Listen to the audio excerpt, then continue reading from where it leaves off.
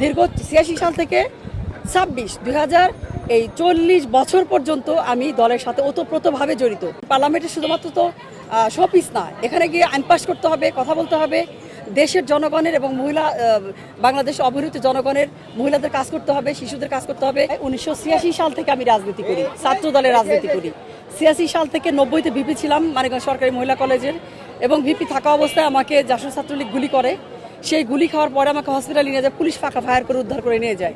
তারপরে মানিকগঞ্জে আমি দায়িত্ব পালন করা অবস্থায় আমি ছাত্রদলের মহিলা বিষয়ক সম্পাদক এবং মহিলা দলের সাধারণ সম্পাদক, সভানেত্রী সব দায়িত্ব পালন করে আমি ঢাকায় চলে আসি এবং ঢাকায় এসে বাংলাদেশ সুপ্রিম কোর্টে প্র্যাকটিস শুরু করি।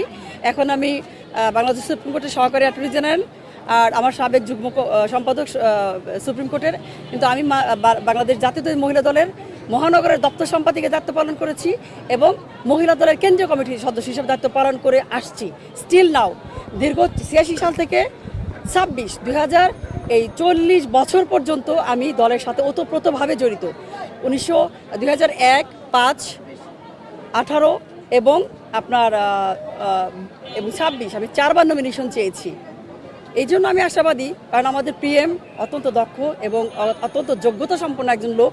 কারণ উন্নত কান্ট্রিতে থেকে এসে অনেক কিছু শিখেছেন, উনি অনেক কিছু জেনেছেন।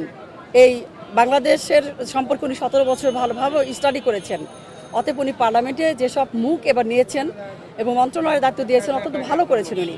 এবং বাকি ৩৬টা আসন যে আমাদেরকে মহিলা সংরক্ষিত আসন দিবেন, আমি আশাবাদী যে উনি যোগ্যতা সম্পন্ন, শিক্ষিত এবং দক্ষতা সম্পন্ন মহিলাদেরকে প্রাধান্য দিবেন।